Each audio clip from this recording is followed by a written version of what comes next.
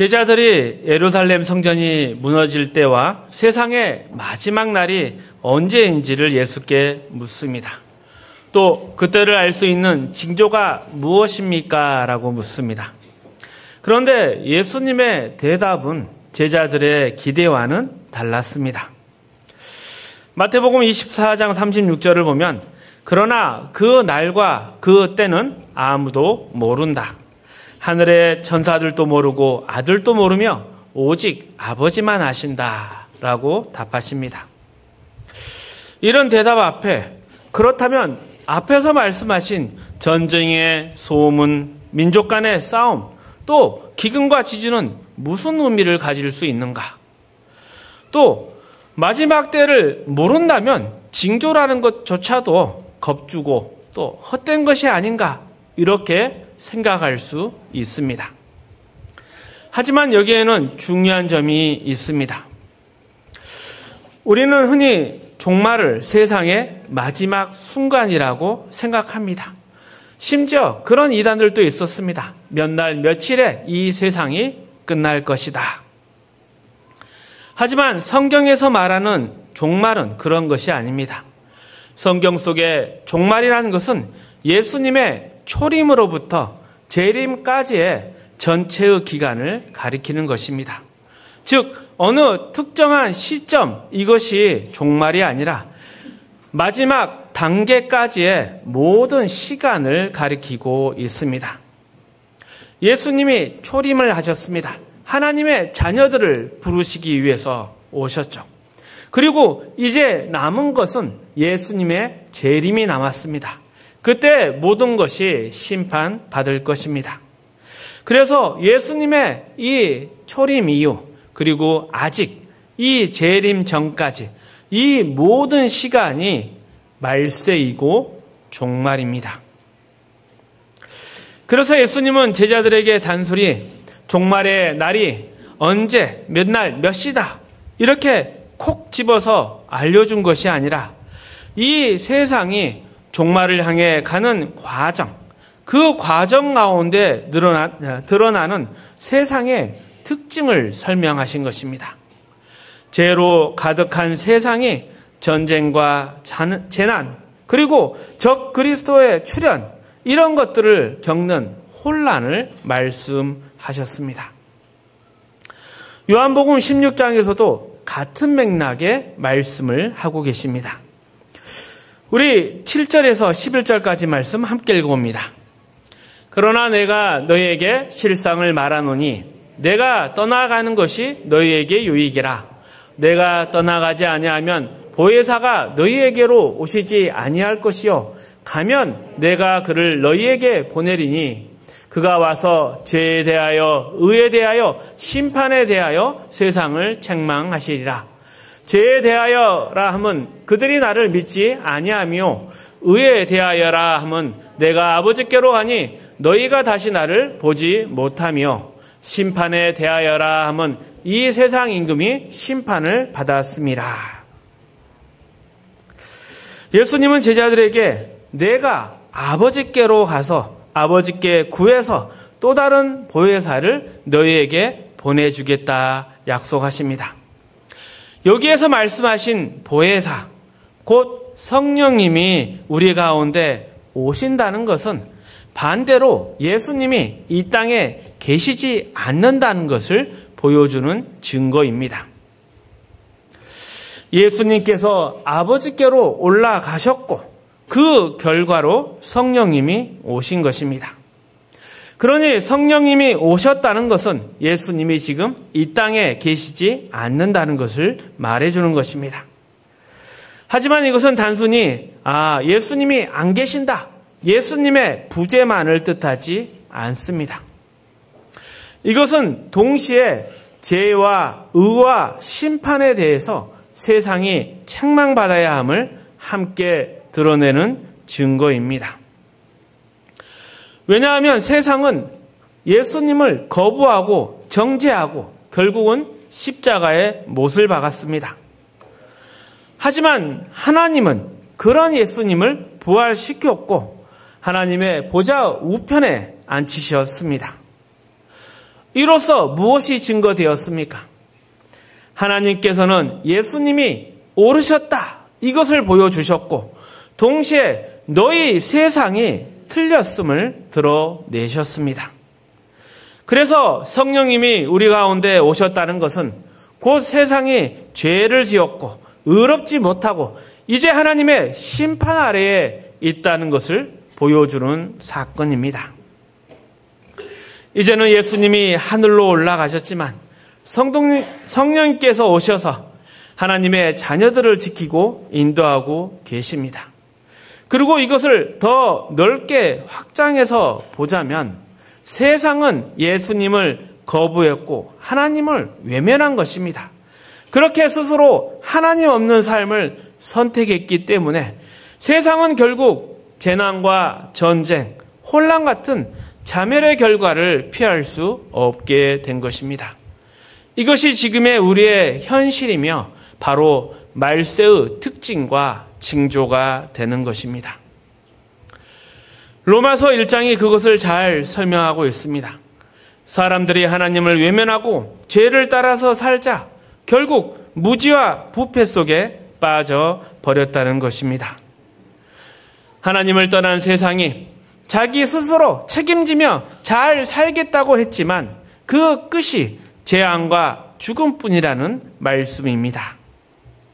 로마서 1장 24절에서 31절 말씀 함께 읽어봅니다.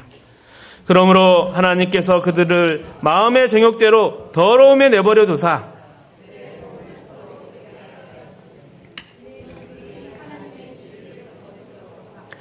피조물을 조물주보다 더 경배하고 섬김이라. 주는 곧 영원히 찬송할 이시로다. 아멘.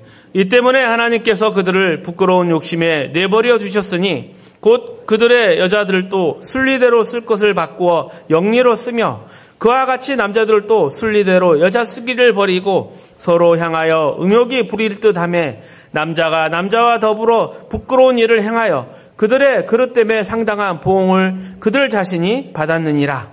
또한 그들이 마음에 하나님 두기를 싫어하며 하나님께서 그들을 그 상실한 마음대로 내버려 두사 합당하지 못한 일을 하게 하셨으니 곧 모든 불의, 추악, 탐욕, 악의가 가득한 자요 시기, 살인, 분쟁, 학의, 악독이 가득한 자요 수군수군하는 자요 비방하는 자요 하나님께서 미워하는 자요 능욕하는 자요 교만한 자요 자랑하는 자요 악을 도모하는 자요 부모를 거역하는 자요 우매한 자요 배악하는 자요 무정한 자요 무자비한 자라. 말세의 특징이라는 것은 단순히 세상에 일어나는 재난과 재앙이 아니라 그 뒤에 그 배경에 있는 세상의 풍조와 사람들의 생각에서 드러납니다. 왜 이런 일들이 생겼습니까? 성경은 하나님께서 사람들을 그 마음의 정욕대로 부끄러운 욕심대로 상실한 마음 그대로 내버려 두셨기 때문이라고 말합니다.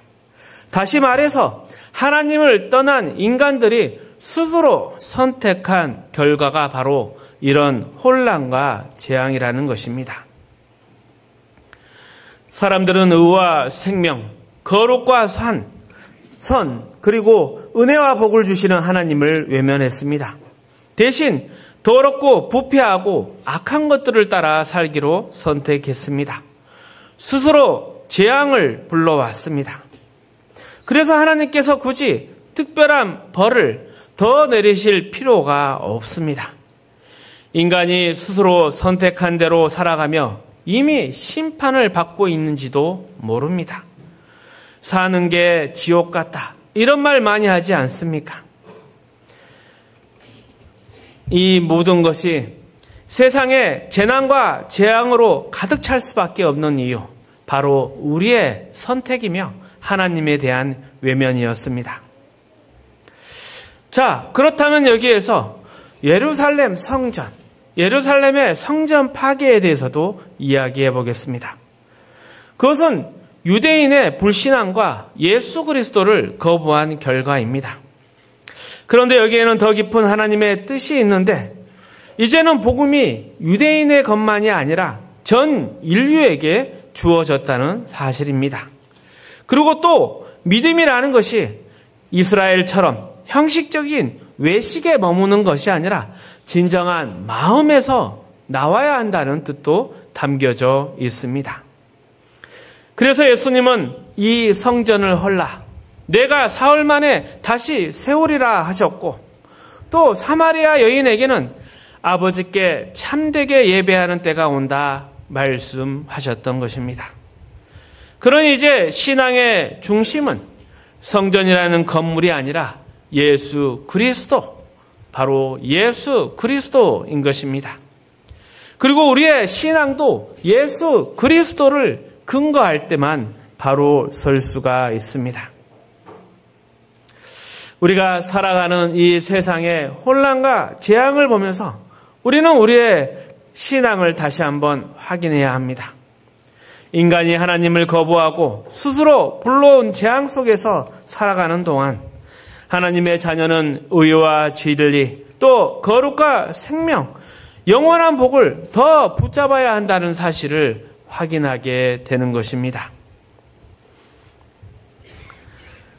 하지만 하나님께서 세상을 그냥 내버려 두시는 것은 아닙니다. 하나님은 말세에 일어나는 각종 재앙과 그 혼란들을 통해서 우리에게 경고하기를 원합니다.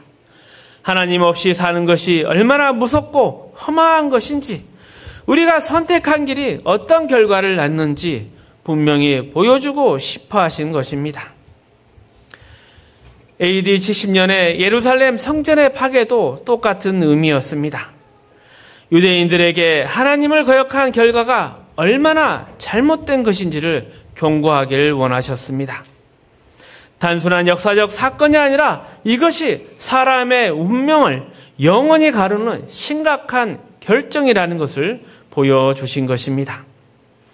그리고 동시에 하나님은 우리에게 예수 그리스도를 통한 구원, 그리고 자녀에게 주시는 특권과 은혜가 얼마나 복된 것인지를 확인시켜주고 계시는 것입니다.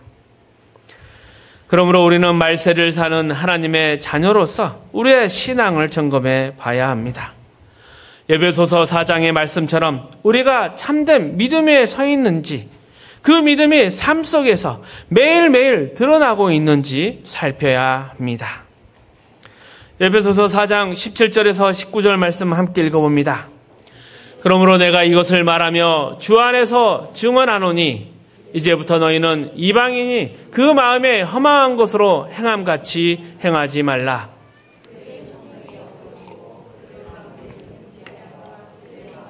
굳어짐으로 말미암아 하나님의 생명에서 떠나 있도다. 그들이 감각 없는 자가 되어 자신을 방탕에 방임하여 모든 더러운 것을 욕심으로 행하되. 성경은 믿지 않는 사람들, 하나님을 모르는 사람들의 삶을 분명하게 묘사하고 있습니다. 로마서 1장에서 사도 바울이 말한 내용과도 일치하고 있죠. 19절에 저희가 감각 없는 자가 되어서 자신을 방탕에 방임하며 모든 더러운 것을 욕심으로 행하고 있다. 이 말씀을 읽을 때 어떤 사람이 떠오르십니까? 사실 가장 먼저 돌아봐야 할 사람은 바로 나 자신입니다. 여기서 말하는 방탕이란 말은 단순히 술 마시고 도덕적으로 타락한 생활을 의미하지 않습니다. 성경에서 방탕하다는 것은 헛되이 낭비한다는 뜻입니다. 우리가 잘 아는 돌아온 탕자의 비유에서 아들이 허랑방탕했다고 할 때도 아버지가 주신 귀한 재산을 낭비했다는 의미입니다. 하나님 없는 사람들은 성경에서 말하는 감각 없는 자, 허망한 자에 해당합니다. 왜냐하면 그들의 삶에는 참된 목표나 기준이 없기 때문입니다. 무엇을 위해 살아야 하나, 어떻게 결정해야 되나, 이런 것을 모르고 그저 자신의 인생을 낭비할 뿐입니다. 그 흘러가는 세월 속에서 눈앞에 욕심을 채우는 것에 급급한 그것이 바로 인생이었고 삶의 전부가 되어버린 것입니다. 하지만 우리는 그렇지가 않습니다. 우리는 하나님 안에서 분명한 기준과 목표를 가지고 헛되이 낭비하지 않는 삶을 살아야 합니다. 에베소서 4장 20절 24절 말씀입니다. 함께 읽습니다. 오직 너희는 그리스도를 그와 같이 배우지 아니하였느니라. 진리가 예수 안에 있는 것 같이 너희가 참으로 그에게서 듣고 또한 그 안에서 가르침을 받았을진데 너희는 유혹의 욕심을 따라 썩어져가는 구습을 따르는 옛사람을 벗어버리고 오직 너희의 심령이 새롭게 되어 하나님을 따라 의와 진리의 거룩함으로 지으심을 받은 새 사람을 입으라. 정말 기가 막힌 표현이지 않습니까? 우리는 예수를 그렇게 배우지 않았다. 예수를 배웠다는 것은 곧 삶에 분명한 목표가 있고 또 내용이 있으며 기준이 있다는 뜻입니다. 그리고 이것이 세상 사람들과의 확연히 다른 점이라 하겠습니다. 그런데 요즘 기독교인들의 큰 문제 중에 하나가 신앙생활을 이벤트나 행사로만 생각한다는 것입니다. 뭔가 특별한 부흥회, 뭔가 특별한 새벽 기도회 이런 일이 있을 때만 신앙생활을 하는 것처럼 여기고 정작 중요한 일상은 그냥 흘려보낼 때가 많습니다. 하지만 우리의 매일의 일상 그 자체가 하나님이 우리에게 주신 기회이고 바로 우리의 삶의 책임을 다해야 할 자리인 것입니다. 그럼에도 불구하고 뭔가 눈에 띄는 큰 일이 생기지 않으면 아무것도 못하는 게 당연한 것처럼 살아가고 있지는 않습니까? 그래서 우리의 문제는 그 언젠가 뭔가 큰 일, 그것만 기다리다가 매일매일의 소중한 시간을 허비하고 있다는 것입니다. 신앙은 또 일상은 특별한 날만을 위한 것이 아니라 매일매일 삶 속에서 드러나야 하는 것입니다. 에베소서 5장 18절 말씀입니다. 함께 읽어봅니다. 술 취하지 말라. 이는 방탕한 것이니 오직 성령의 충만을 받으라. 여기서도 마찬가지입니다. 방탕은 단순히 술 마시는 행위 그 자체가 아니라 삶을 낭비하는 것입니다. 술에 취하면 분별도 절대도 없어지지 않습니까? 의식과 책임 그리고 판단이 마비된 상태이기 때문에 그것을 방탕이라고 부르는 것입니다. 흔히 필름이 끊겼다 이런 표현 쓰지 않습니까? 술 마신 후에 자기가 무엇을 했는지 전혀 모르고 다음날 일어나 보면 신발도 바뀌어 있고 내 집이 아닌 경우도 있습니다. 술은 이렇게 사람의 분별력과 책임감, 의식과 판단력을 완전히 마비시켜 버립니다. 그래서 성경이 술 취함을 방탕이라고 말하는 것입니다. 그런데 성경은 이 술 취함과 반대되는 개념으로 성령 충만을 받으라, 성령 충만을 말하고 있습니다. 우리는 보통 성령 충만이라고 말하면 오순절의 성령 강림 사건 이것을 먼저 떠올립니다. 뭔가 내게 큰 확신과 큰 기쁨과 감격이 느껴졌던 그 순간들. 물론 그런 순간도 성령님의 중요한 사역 중에 하나이고 각자에게 의미가 있습니다. 하지만 성령 충만이라는 것은 그것만을 뜻하지가 않습니다. 여기서 말씀하는 성령 충만이라는 것은 술 취함과 대조되는 의미입니다. 단순히 희열과 기쁨으로 가득 차 있는 그런 상태가 아니라 깨어있고 의식하며 절제하고 책임있게 살아가는 삶을 뜻합니다. 즉 하나님의 자녀답게 근신하며 하나님 앞에 바로 살아가는 삶, 그것이 바로 성령 충만이라는 것입니다. 계속해서 15절 18절 말씀도 함께 읽어봅니다. 그런즉 너희가 어떻게 행할지를 자세히 주의하여 지혜 없는 자같이 하지 말고 오직 지혜 있는 자같이 하여 세월을 아끼라. 때가 악하니라. 그러므로 어리석은 자가 되지 말고 오직 주의 뜻이 무엇인가 이해하라.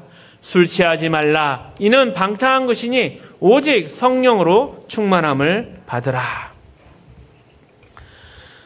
우리의 신앙생활, 어떤 큰 사건이나 눈에 띄는 활동, 이런 것 이전에 우리의 매일의 삶 속에서 성령 충만하게 사는 것이 더 먼저이고 중요합니다.